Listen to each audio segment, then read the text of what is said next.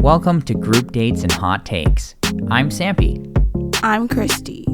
Let's talk about Married at First Sight.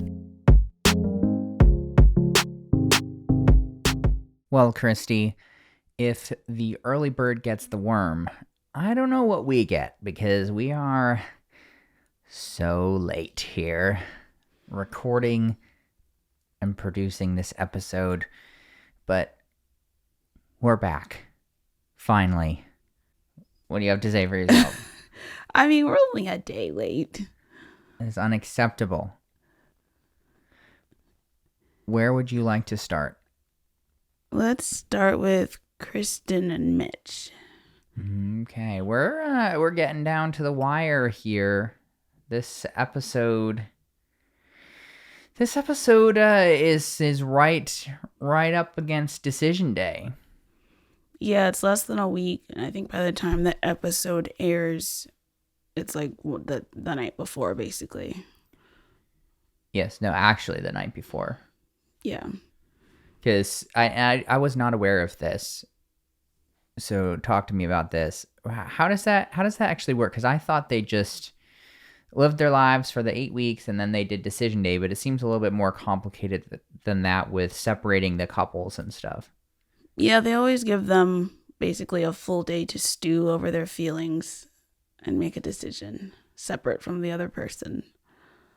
So in that time, are they allowed to text each other, or they have to like? It seems like they can. I mean, I don't know how the producers be able to stop them. Okay. So they get the day to stew, and then they have to go justify their decision. Yes. In front of the experts. How does that normally go? Is it normally pretty tension filled for most couples and kind of going back and forth? Sometimes it depends on how bad the season went for the couple. Usually they like say a bunch of nice things about the other person and then some things they didn't like, and then they ask like it's time to make a decision. And How regular is it that the audience really know specifically which direction the couples are gonna go in for decision day? You mean like how accurate people are when guessing? Wait, or more so like how obvious it is for most couples. Like, is it generally pretty obvious? Not always. I mean, last season everyone said yes, when at least two of them definitely should have said no. Yeah, I just feel like this season we could kind of go any which way for like everybody. Yeah, that's generally how it is. Besides, like, usually there's like one couple that everyone's like, oh, they're for sure a yes. I don't know if we necessarily have that this season. I thought we did. But time changes everything, and this episode was a little bit like that. So yeah, getting back to Mitch and Kristen. Give me the scoop. Well, we see them doing a face mask, which they look like they had fun. Mitch is, are you going to clean my wrinkle? Oh. Because of course they have to chase Luna around so that she can be captured, so that they can clean her wrinkle and give her all her medications and stuff. Still grossed out by that wrinkle thing. Just stuff collects there. It is what it is. Yeah, there was a nice moment there. I mean, Mitch gave her a face mask as well, and they laid there with their respective monster faces. Yeah, then we also see kind of like the friend chats with everyone or the family chats. So Oh yeah, we gotta have one last go round. So we learned that Kristen wants a grand gesture from Mitch, basically either declaring his love or that he wants to be married. Oh boy. And we know that's a lot to ask.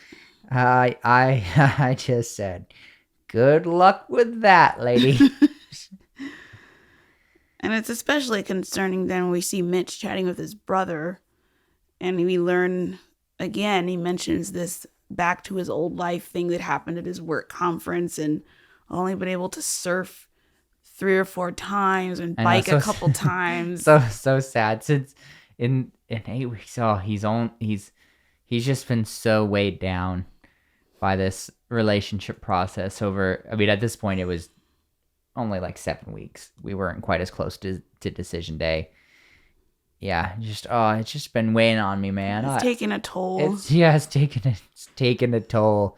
I've only gotten out on the ocean just a couple of times. Life is so difficult. Did it not occur to him that maybe he hasn't gotten to surf as much because they've been filming a TV show? Like, have maybe a little foresight to say, hey, it's not going to be like this the rest of our lives with cameras following us everywhere. Right. There is a certain amount of context, to be sure. I think also, though, that, like, he does have to figure out how to come to terms with life changing as well, because that won't, like, he's not going to be able to go back to his previous frequency. Maybe not.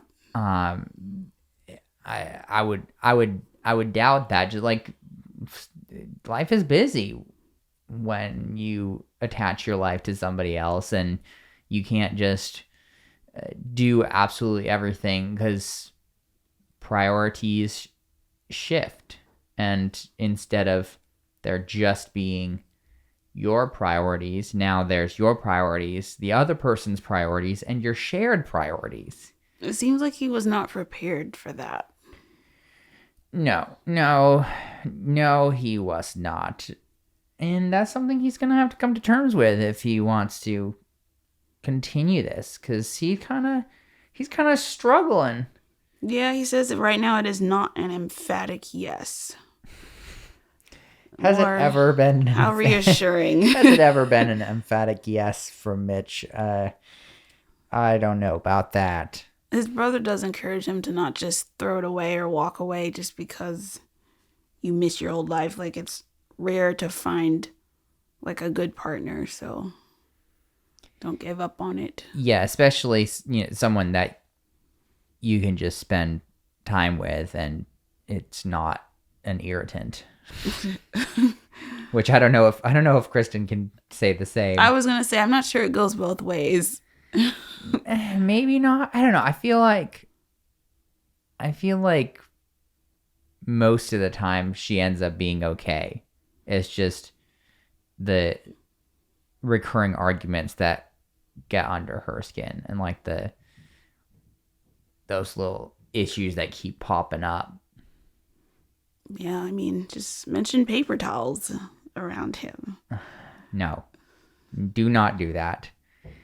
Do not mention paper towels. Do not mention disposable diapers. Do not mention Starbucks or tampons or anything.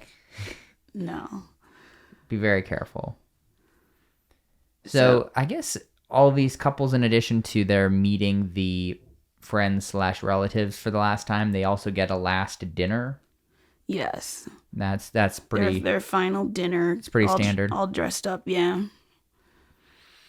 Mm-hmm. So I just was a little confused by the stuff Mitch brought up, because he was like, we don't need to move too quick. Seems like he wanted to, like, take a step back, which is the wrong thing to be saying 2 days before decision day.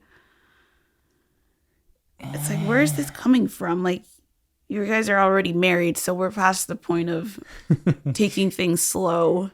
I know it's kind of like he wanted to sort of separate a little bit, like after the show, go back to living alone for a little bit and Yeah. stuff. Like, what are you thinking there? I don't know. He was very much treading on danger's edge here. Yes, this is the opposite of what Kristen wants to hear. And she even said, yeah, I need clear lines. That sounds like a gray area. It's like kind of like in limbo. Yeah, she doesn't want to just be in this place where she's married but they're effectively estranged or separated or just back to dating somehow. See each other a couple times a week. Which, to be fair, would be very weird. Very weird. And Mitch knows that this is not a good thing. He's like, I know you want a stronger commitment. I feel bad that I'm not there. And then he says, if I say yes on decision day, but I don't declare my love, is that good enough? And Kristen's like, well, it's a start. And I'll take every little bit I can get, not what I want to hear. And I'm just thinking she shouldn't have to accept crumbs from Mitch. Yeah, that is true. I don't know. I guess I'm kind of okay with it from the perspective that, like, we all know how difficult Mitch is. And, like, doing this stuff is so infinitely outside of his comfort zone that I guess I'm relatively okay with this because it's at least like it is very honest, and it is at least a statement of I like this, I like you, I have growing to do, and I'd like to get to be where you want me to be, but I'm not there right now. And so, like, I'm not there right now, but I'd like to try to get there. Like, is that okay with you? I mean, honestly, it was very similar to the question he asked Justin. Yeah, I just think coupled with his, like, let's take a step back, that is a little concerning. It's like the two of those together are a little concerning. Yeah. Yeah, I guess it's just maybe a little bit more productive, perhaps, than this sort of total limbo that everyone else is in. Yeah. I guess they're being, like, realistic about it. Right. And you got to be realistic when we're talking about Mitch, because otherwise you'll just go crazy. I did think it was a bit sweet, and I don't think it was what she was looking for necessarily, but I do think that it was possibly helpful just how he was talking about how, like, he is afraid to lose her and does not want to lose her. Like, just saying that. Yeah, that seemed heartfelt. I feel like is a positive thing for her. Yeah, some vulnerability there. Yeah. So then they kind of had their, like, leading up to last night, where Luna gets to sleep in their bed. Why would you make that the bookend of your Married at First Sight experience? Cleaning the wrinkle. And just sharing the bed with Snorri McSnorryface. Like, why? They have, like, these last words. We've been a good team. Mitch says, I do love you, but I'm not in love. There's that phrase again. I don't like that. I don't either. It's like all this, we've heard that sort of sentiment a lot this season, and I imagine you probably hear that sort of sentiment a lot in previous seasons, theoretically. But just, there's all this effort to compartmentalize all the different components and aspects and facets of love. And it's just like, why are you like, well, I love you, but like, I'm going to just like splinter it off into a bunch of, and I don't like, I'm not in love with you. It just doesn't make sense. No. Like either you love someone or you don't. I bet if you were to ask Mitch what is the difference between I love you and I'm in love with you, he wouldn't be able to tell you. Because that's not a concrete thing, really. But yeah, it's tough. It's tough to figure out. And he continues talking about the needing a break, working back towards a shared life in a location that we want. Yeah, a little weird. And Kristen points out things aren't going to be much different in a different location. Yeah, I don't know. It's a little iffy. I don't know how to really react to that idea. I mean, I think it's just hard for him to really wrap his mind around, oh, okay, now we're just going to move into like an actual place and live together, and that's going to be my life. And I might only get to go surfing once a week. Well, that's what he signed up for. Yes, he did. Well, I think this is the final time we get to do this. But Kristen and Mitch, decision day. Yes or no?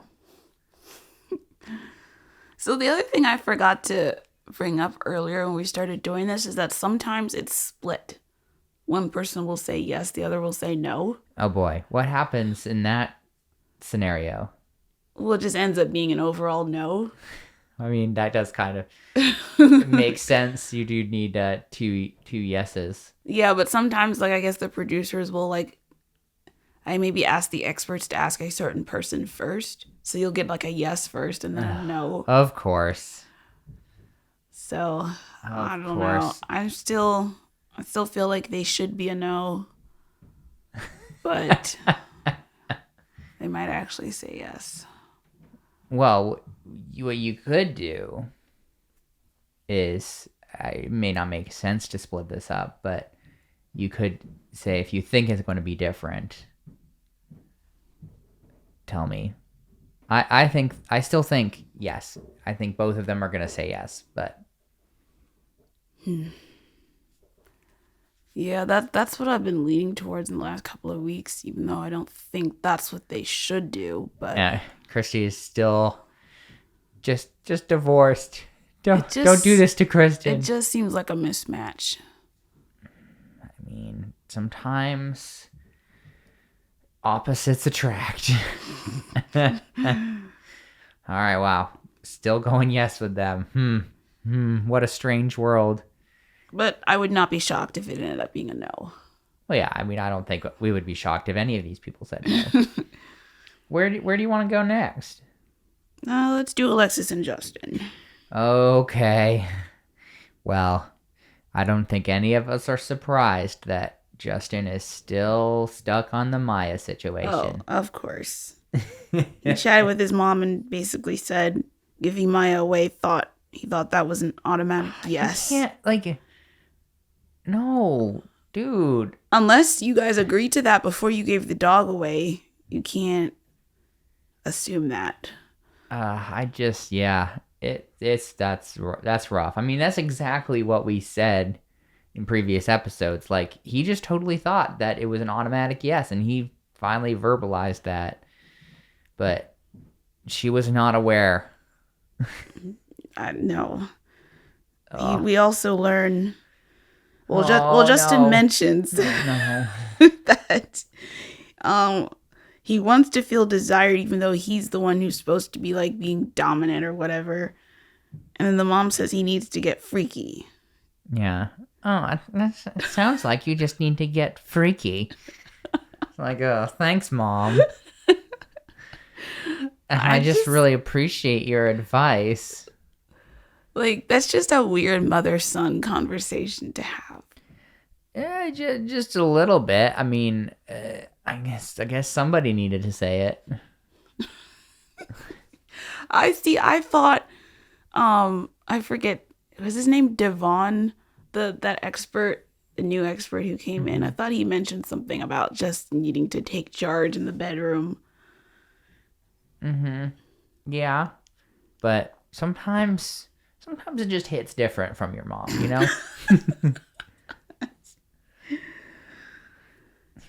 So at their final dinner, I guess it was just kind of a repeat actually of the conversation with his mom, more about dominating, which I'm still not entirely clear as to what Alexis means by that, wanting to be dominated, but it seems to be a sticking point for them. Gotta get out the blindfolds and stuff, I guess, or I don't know if she just wants him to be like, we're having sex now, get in there. Maybe I don't know. She did think it was funny his mom said that. Yeah, it's just, I just feel like it may be too little, too late. Yeah, they are still both up in the air, it seems. Well, yeah, because he's talking about how he has had this whole realization about, yeah, I guess how in his head he's been and all this stuff. And she's like, well, you couldn't have come to this realization 6 weeks ago. I think she's just skeptical at his ability to follow through, essentially. Yeah, I mean, I feel like that was pretty much all I had for them. I was cracking up as Justin's like explaining all this, and Alexis kind of looking all frozen, and she's like, I'm taking everything in. What a great response. I'm sure that's exactly what he wanted. I think she has a fear of being all in when he's so, I don't know if flaky is the right word, but he's just kind of all over the place emotionally and his mood and all this stuff. I think that's kind of tough for her to just be like, well, yes, this is solid. Yeah, I just feel like they've had a really shaky 8 weeks.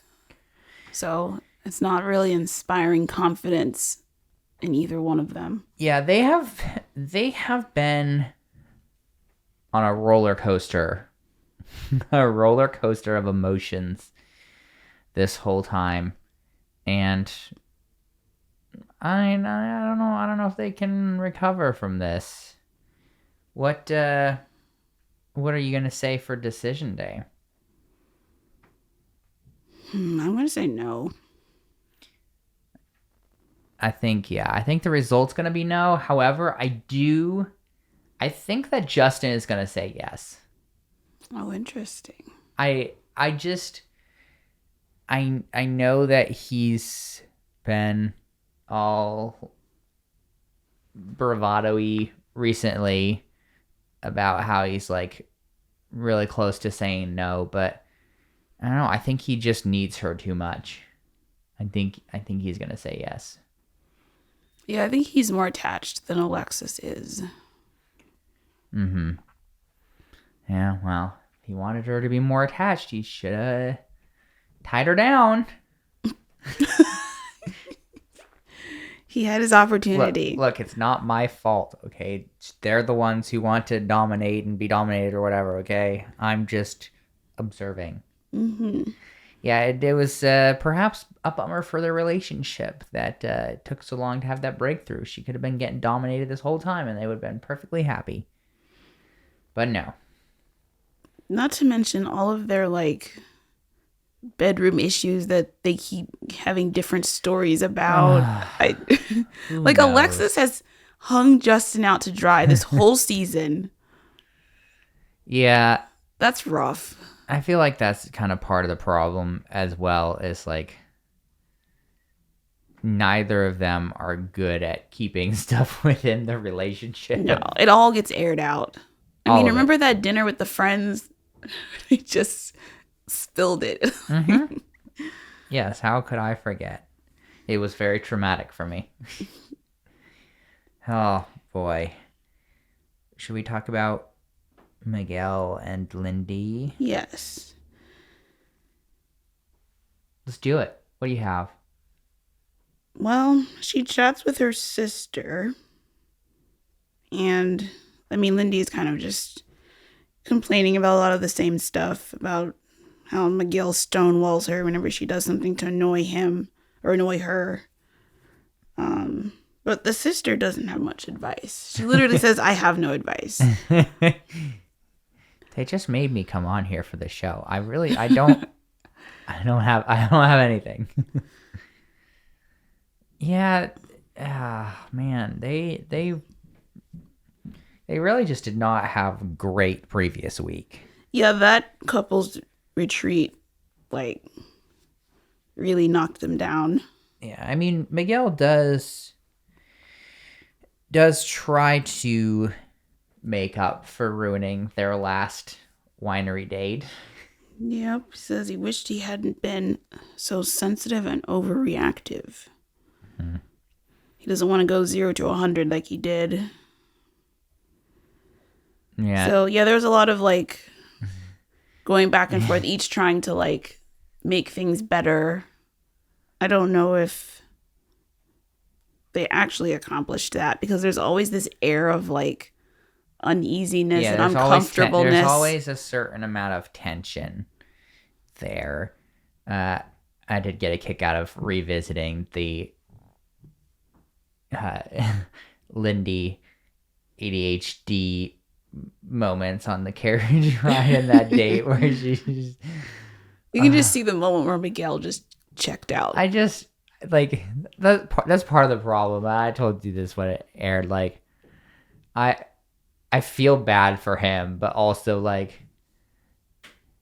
how many people really want to listen to a rap poem? It wouldn't be my first choice. I know. Oh, so sad. So sad. They've been circling each other. Miguel also mentions, your strong personality does overwhelm me. You're theatric, expressive, and emotive. Yes. Very true. all of those things are true. Yeah, man, it's just it's tough for me to watch these two. You know, at the end of the day, I think it was McGindy that destroyed their relationship. That might have been the first They crack. they never recovered from McGindy. What a shame. The experts, not doing their job at sending in a fake baby. Mm-hmm. Why should we have relationship advice and counseling when we could just send a robot baby to make them get no sleep? Isn't that great? Not the best decision. Perhaps not. I also think that the baby wasn't a good call in terms of relationship longevity, from the perspective that I feel like everything during these 8 weeks are so amplified. Like everything is so much more important because it's such an accelerated timeline. And so, like, you have a couple, like, really crappy days, or you have, like, a week that's really crappy, like, it just ruins things. It's tough to get over, because that's, like, it's such a a huge part of the relationship, because the relationship is so short that I feel like it's tough to recover from that. Yeah, I think one of the best seasons they've had was actually the one where COVID hit in the middle of filming. And so because everything was still super shut down then, they like let the couples go an additional chunk of weeks, just kind of like filming themselves with like the GoPro cameras or whatever. So they actually got to like know each other a lot longer Before decision day. Interesting. But yeah, doing it with just 8 weeks is tough. Yeah. Do you have anything else about them? There was just one small conversation they had, I guess, after the dinner where they talked about controlling. Yeah. Because Miguel says, I don't think I'm controlling. I don't like being accused of that. Miguel really doesn't like to come off a certain way. And so they've, I guess, tried to agree on the language and how they talk to each other. And then Lindy mentions, like, well, if I can't rant to my friends and I can't, like, blow up at you, like, who do I go to deal with everything inside of me? So that needs to be answered. Therapy. Yeah, that should be the correct answer. I mean, it's not necessarily the correct answer. It's part of the whole picture, in my opinion. But yeah, it's tough because I think at the end of the day, Miguel is terrified of her. He's looking more and more scared as the weeks go on. Well, yes or no on them? I'm gonna say no. I'm gonna say yes. What? Okay, you gotta explain yourself here. I don't know. They've had, like, obviously a terrible last, 10 days or whatever. But they had enough good times that it might outweigh the bad. I mean, I get that reasoning. I'm very skeptical given how much there seems to be a raised level of tension all of the time. I mean, I don't necessarily think they will make it long term, but I feel like with the way they were talking at the end of the episode, they were like trying to come up with like solutions, even though, I mean, it's still like awkward. But well, you're more of an expert than I am, so I guess your predictions may be correct. We'll see. Well, not necessarily. I mean, I was dead wrong last season. Boy, I feel like everybody was dead wrong last season. Yeah. I mean, at least 2 or 3 of those couples should not have said yes. So it is now time to talk about the saddest part of the episode. Yeah, this was Stacia and Nate were the one couple I thought, oh, they're for sure a yes, basically this whole season. And now it's just up in the air.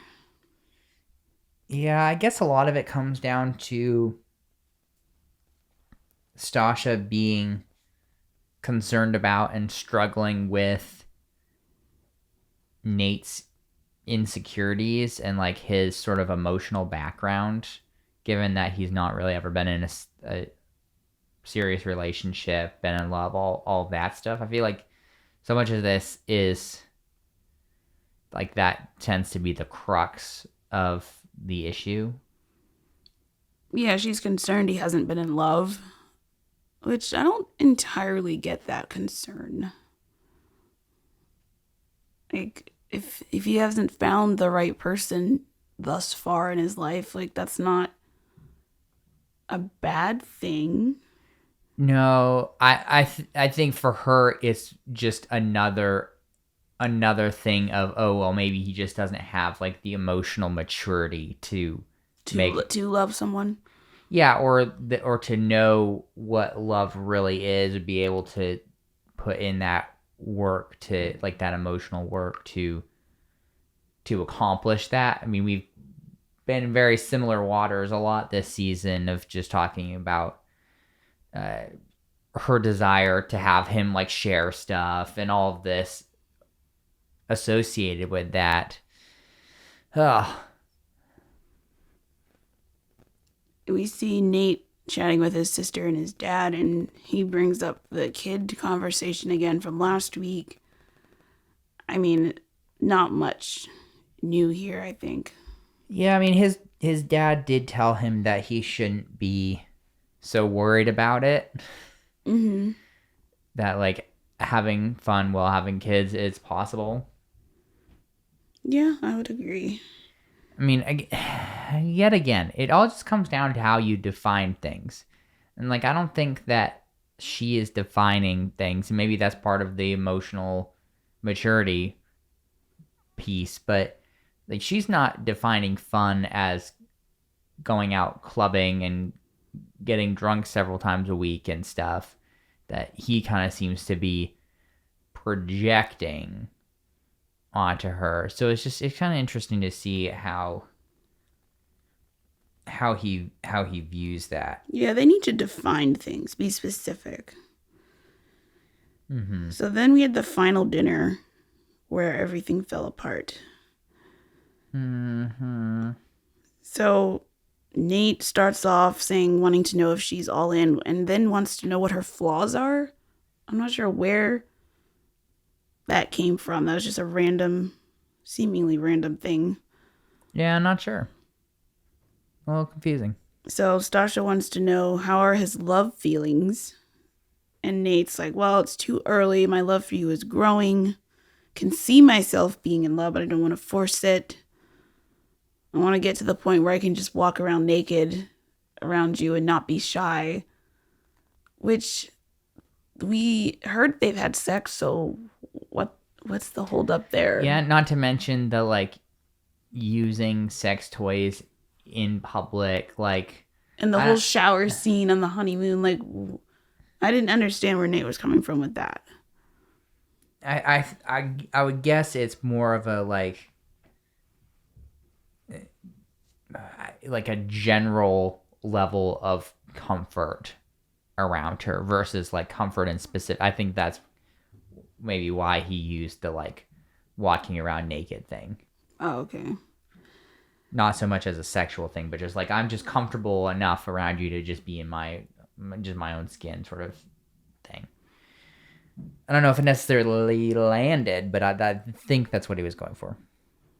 That makes sense.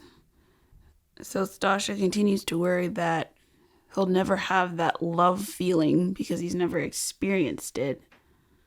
Which, I just have to say, love is not just a feeling. What? So, I don't entirely know what she means by this quote-unquote love feeling. So... yeah, I mean, she doesn't know if she believes that he can get there. So at this point, Nate starts getting defensive. He is thinking she is saying his affection is not enough, which she's saying, no, that's not what I'm saying. But then Stacia starts down this train of, you're going through the motions, there's no burning desire. Which, once again, I need that defined. I don't know, I feel like using sex toys in public is kind of burning desire. Yeah, like what she's saying doesn't match with what we've seen of them. Yeah, I think it's kind of her own insecurities about relationships and men and whatnot. I mean, I'm sure there's definitely context that we don't have as well. Yeah. I think they're both kind of just getting defensive and reacting from a place of hurt and fear and all of that, and then just going around in circles around each other.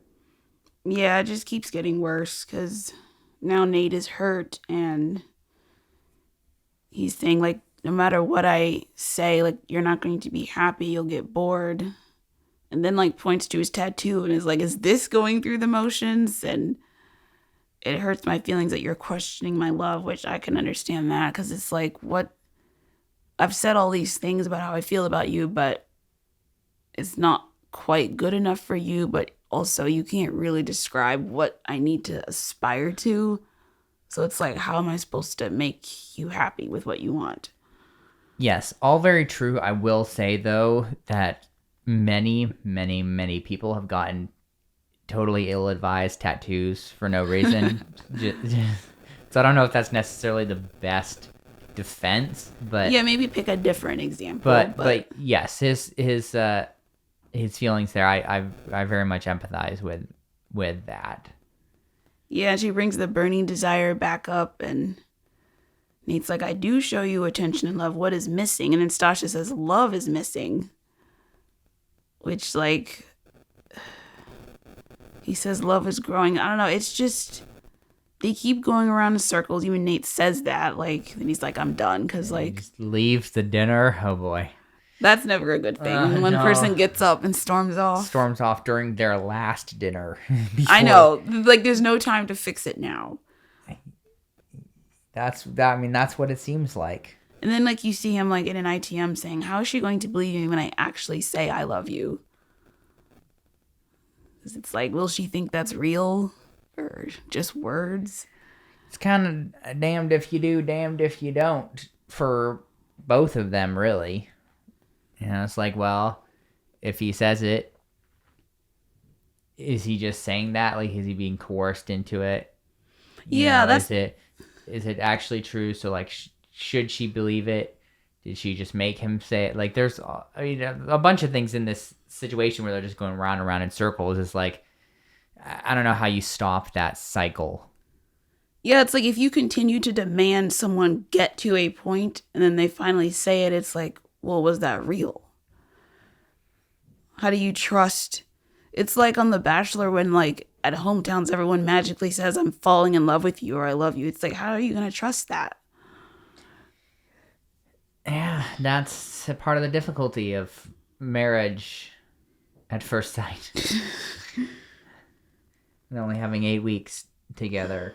So Nate mentions again how he's hurt about the accusation of going through the motions. Tired of proving himself, he doesn't want to be stuck with her, which that did not go over well. Really? Hard to imagine why. Yeah, so we leave the dinner with both of them seemingly mad at each other and no resolution. Yeah, that's tough.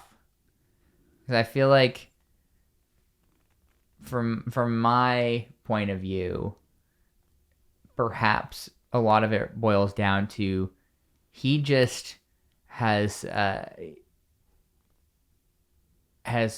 lived a life where it's incredibly difficult for him to, like, perhaps show love or express love, be vulnerable in totally normal ways, or maybe not even normal ways, but normal amounts. And she has lived a life that is very demanding and rigorous and up to very specific standards and perfectionism that she has set. And so those run into each other. And here we are. Yeah. Later that night, as they're back in bed, she asked, what do you enjoy about being married to me? And I don't know if it was editing or actually the case, but it was a very long pause with, like, this pained look on his face. Yeah, like, well, because they didn't, I thought they, like, added in a clock ticking, like. Yeah. Oh, I'd forgotten about that. And yeah, then that was awkward. He's like, well, the friendship aspect makes me hopeful. Yikes, Nate. Oh, boy. Also mentions her personality, but I don't think that's the answer she was looking for. No. So, Yeah, how depressing. so then like Stasha mentions what the experts said about using the right tools in the heat of the moment. And so Nate's like, well, I did use the tools, but she points out it was after they had their initial blow up. And so like it wasn't as effective as it should have been. And also Nate mentioned that he's not getting positive reinforcement from her. And so he also says, you're helping me get triggered. Oh, this just keeps getting worse and worse, doesn't it? Yeah, Nate ends with saying, I choose happiness over a marriage. Oof. So what do you think Nate's going to say? I mean, right now it looks like a no from him. Oh. I don't know what will change in that one day he has to think about things. Yeah, I just don't even know. I will bring up too, because we really haven't talked about this at all. Their little picnic thing that the couples all had. Stasha was just talking about how she doesn't feel like he trusts her on relationship stuff.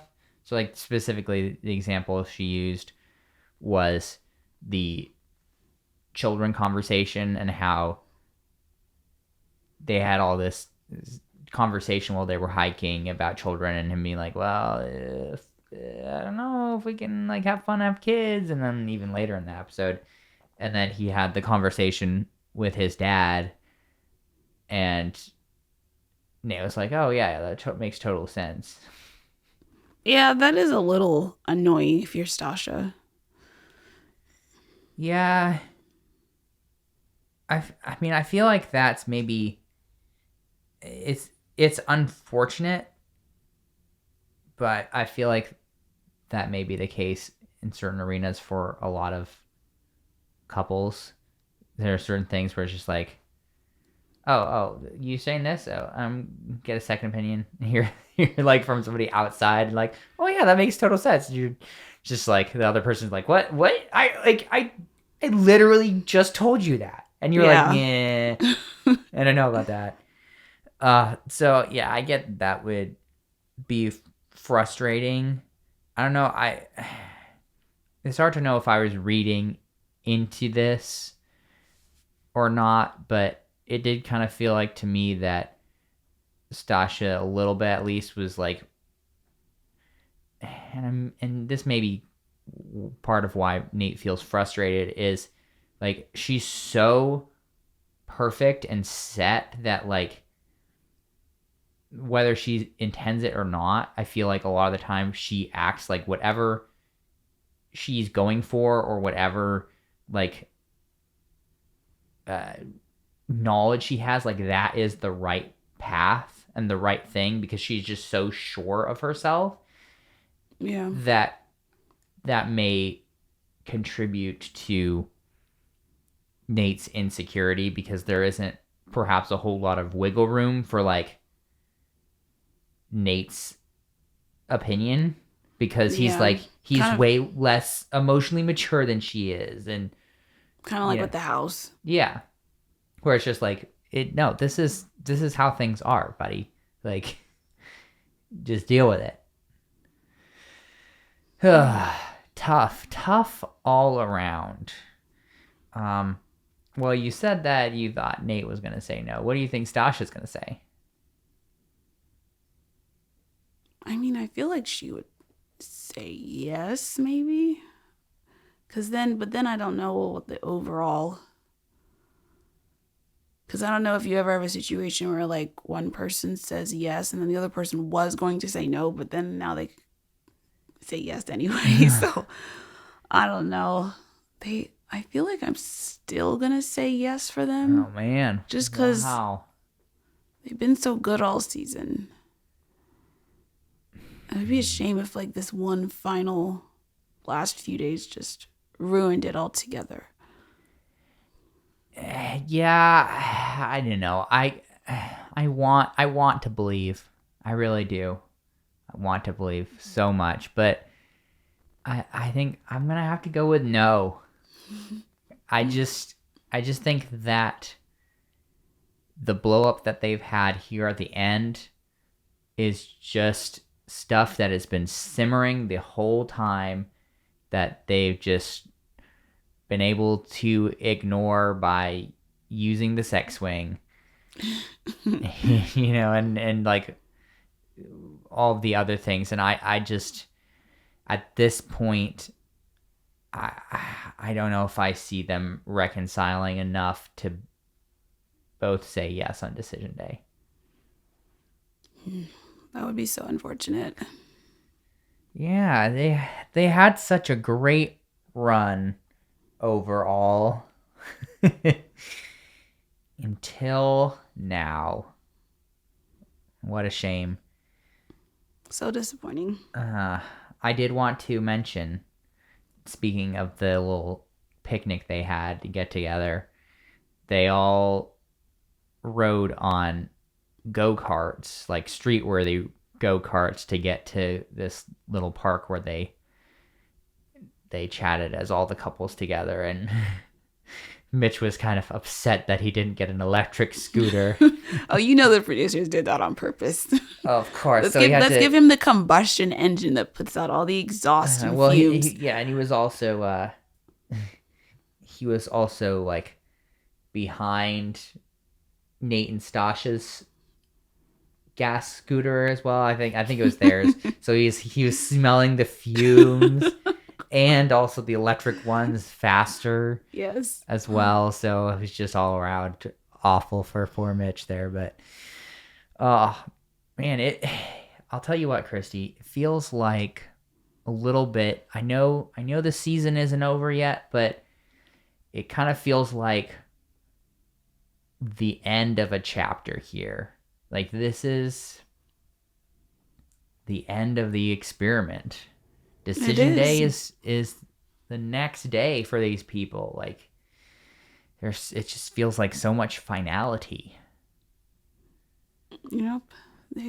They survived the 8 weeks. Well, not everyone survived the 8 weeks. I want an update. On Morgan and Ben? Yes. I don't think there is an update. She probably hasn't blocked.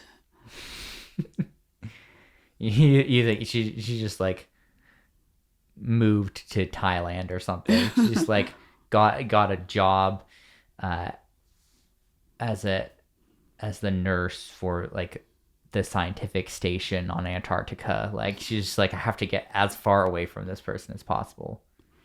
Probably. Well, we may not see anything more from them, but I hope at least. They'll probably be at the reunion, though. Really? That's just my guess. Morgan, I don't know sitting for there, sure. arms crossed, scowl on her face. You really think so, huh?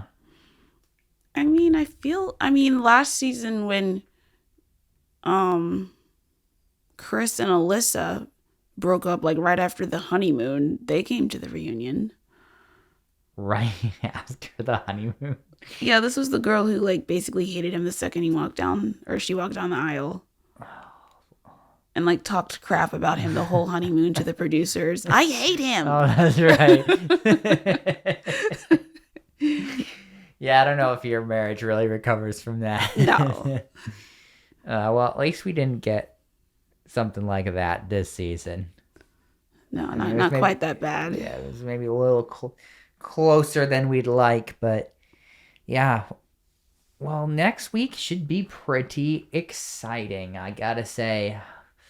A little nerve-wracking. Mm-hmm. I'm still a little confused as to why they decided to hold their decision day ceremony outside. Yeah, that is odd. I don't think I've seen that before.